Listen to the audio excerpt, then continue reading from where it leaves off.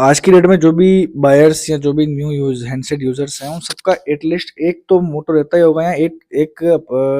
मन में ये विचार होता होगा कि यार वो हैंडसेट जो भी बाय कर रहे हैं या जो भी नया प्रोडक्ट बाय कर रहे हैं एटलीस्ट जो स्मार्ट है, तो वो हैंडसेट का जो यूजेज है या जो उसका एक्सपीरियंस है वो कम से कम 3 साल तक 2 साल तक उसका एक्सपीरियंस अच्छा रहे। पर ऐसा होता है क्या दोस्तों? ये सवाल मैं आपसे इसलिए पूछ रहा हूँ कि आप लोगों में से कितने ही यूजर्स ऐसे होंगे जिनके साथ ये एक्सपीरियंस नहीं रहा होगा। तो नमस्कार दोस्तों, मेरा नाम है विकास सर्वा, आप देख रहे हैं द रियल अनबॉक्सिंग। चलिए आगे बढ़ते हैं दोस्तों। हर वीक में, हर महीने में आज की डेट में एक ब्रांड नया मॉडल लॉन्च करता है। आपने देखा होगा कि बहुत से मॉडल के सीरीज लॉन्च हो रही है कि जैसे वीवो ने पूरी पूरी सीरीज लॉन्च कर दी, सैमसंग ने पूरी पूरी सीरीज लॉन्च कर दी, वन प्लस ने पूरी पूरी सीरीज लॉन्च कर दी, रियलमी ने पूरी पूरी सीरीज लॉन्च कर दी, P1 प्रो, S1 प्रो वगैरह वगैरह बहुत सारी सीरीज वाइज हैंडसेट लॉन्च होते हैं। और कितनी बार इतने सारे ब्रांड ब्रांड इतने सारे मॉडल्स लॉन्च कर देता है कि उनके कुछ मॉडल्स जो हैं वो ब्लॉकबस्टर नहीं हो पाते हैं। अब उनकी सेल तो बढ़ानी है, सेल कैसे बढ़ाई जाए? तो उस सेल को बढ़ाने के चक्कर में ब्रांड कुछ बेड प्रैक्टिसेस करता है, कुछ गलत तरीके यूज करता है जिसको और वो कैसे करता है कि आपका हैंडसेट आप यूज कर रहे हो और आपका हैंडसेट अगर 3 साल पुराना हो गया, 2 साल पुराना हो गया, तो वो आपसे हाथ से तो छीन नहीं सकता है। तो उस चीज को करने के लिए ब्रांड क्या करता है, आपको देता है नए सॉफ्टवेयर्स। ठीक है, वो आपके हैंडसेट के अंदर नए सॉफ्टवेयर देगा और उस सॉफ्टवेयर के साथ एक डाल देगा बग। और ये जानबूझ के होता है, ऐसा नहीं है कि कोई गलती से हो गया है, ऐसा कुछ है, ये जानबूझकर ब्रांड करते हैं कि उस सॉफ्टवेयर के साथ एक बग डाल देंगे जिसकी वजह से आपके हैंडसेट के अंदर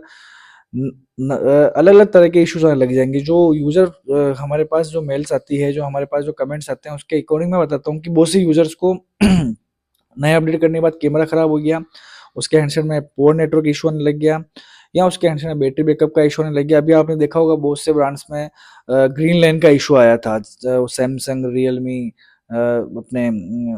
वन प्लस के अंदर मेजरली ज़्यादा इशू था ये। तो ब्रांड ये नए सॉफ्टवेयर डालती है और नए अपडेट देती है, और ये जो अपडेट है आपका हैंडसेट अगर वारंटी में है तब तक के तो ब्रांड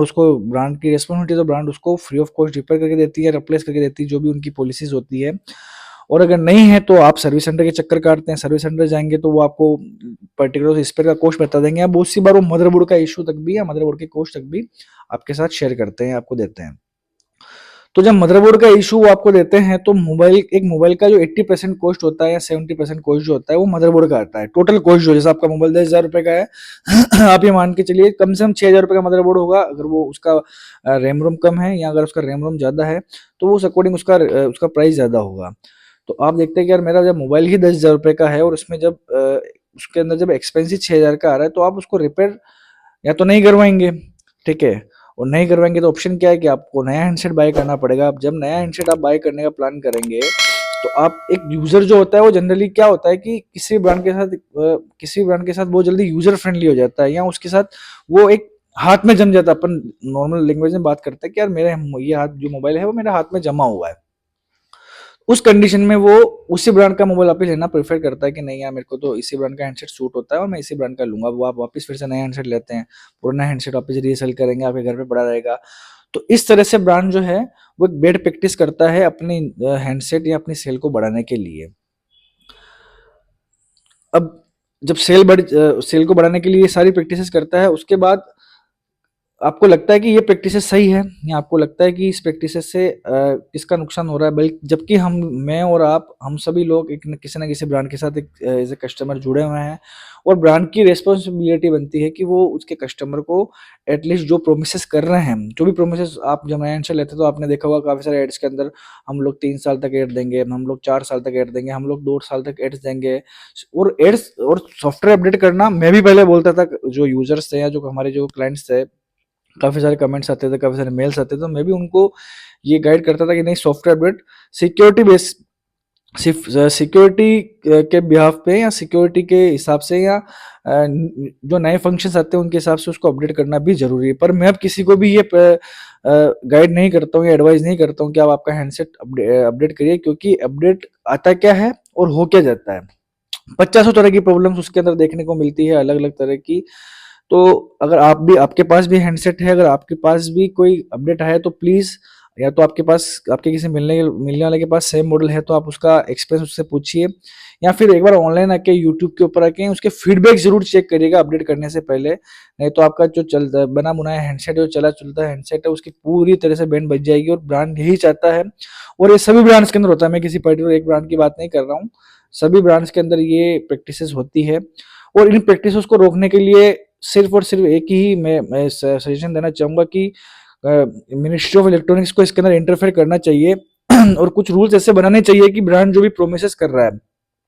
या ब्रांड जो भी अपडेट दे रहा है, उस अपडेट के अंदर किसी भी तरह का कोई बग नहीं होगा। अगर होता है तो ब्रांड उसके लिए जिम्मेदार है पूरा तरीके से, और उसको फ्री ऑफ, अगर किसी कस्टमर को गलत एक्सपीरियंस फील होता है अपने नए अपडेट के साथ, तो ब्रांड उसके लिए जिम्मेदार है और ब्रांड ही उसको